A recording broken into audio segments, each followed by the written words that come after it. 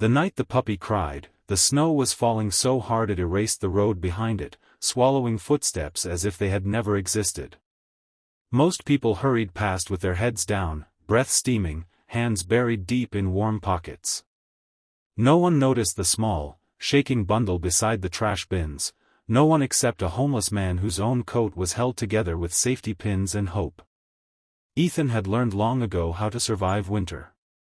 You learned where the wind cut hardest, which alley offered a little mercy, how to keep your fingers moving so they wouldn't freeze. He was walking toward the abandoned bus stop where he slept when he heard it, a thin, broken whimper, almost lost beneath the wind. At first, he thought it was his imagination. Hunger and cold played tricks on you. But then it came again. A cry too small, too desperate to ignore. He followed the sound, boots crunching through fresh snow, until he saw the puppy. It was no bigger than a loaf of bread, fur matted with ice, eyes wide with fear. Someone had left it in a cardboard box, already soggy and collapsing under the weight of snow. The puppy trembled so violently Ethan could see its ribs shaking beneath its fur. Ethan knelt, even though the cold burned through his jeans instantly. "Hey there," he whispered, his voice cracked and gentle. The puppy tried to bark but only a weak sound escaped. Ethan took off his scarf, the only warm thing he owned, and wrapped the puppy carefully, cradling it against his chest. He knew the truth immediately. He barely had enough food for himself. He had no heater, no home, no savings. Helping this puppy might mean going hungry. It might mean losing what little warmth he had left. But as the tiny heart beat frantically against his chest, the choice didn't feel like a choice at all. Years earlier, Ethan had made promises too.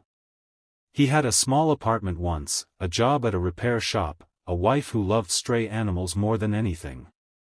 On one freezing night much like this one, she'd pulled over to rescue a dog from the side of the road. Weeks later, she was gone, an illness that came fast and left him hollow. Grief swallowed his life piece by piece. Bills piled up. Friends faded away. Eventually, the streets became his home. But holding the puppy, something old stirred inside him. A memory of warmth. Of purpose. Ethan hurried toward the bus stop, shielding the puppy from the wind with his body.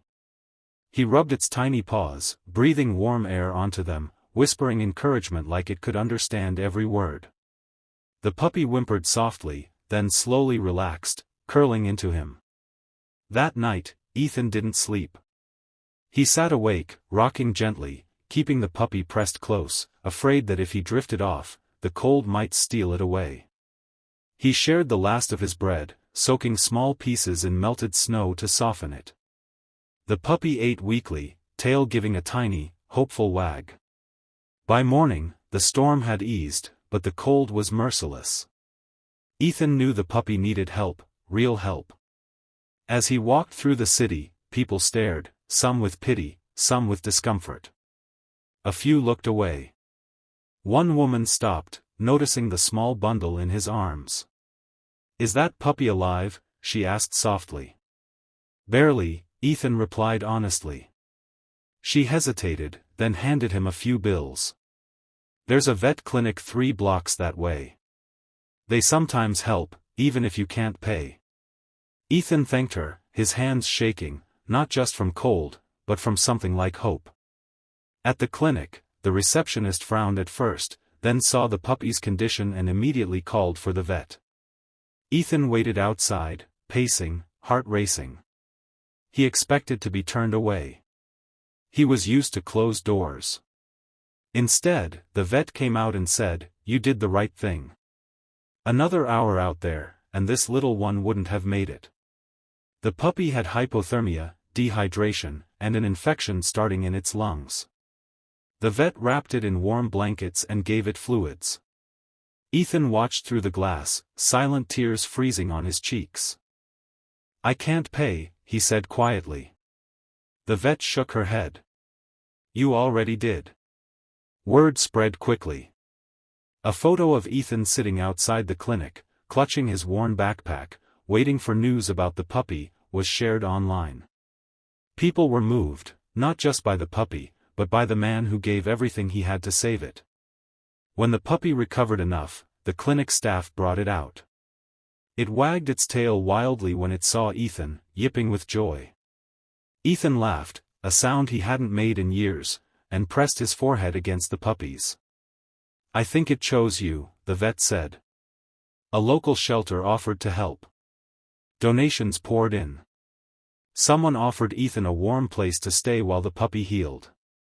Another offered him a job, nothing fancy, just honest work. For the first time in a long time, Ethan felt seen.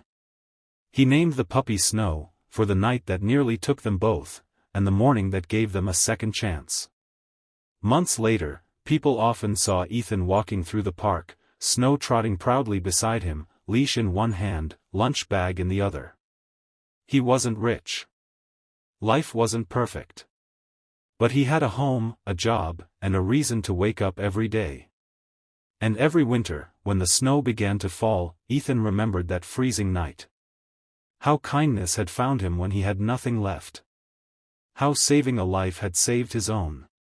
Because sometimes, the smallest, coldest moments hold the power to change everything, and the warmest hearts are often the ones the world has forgotten.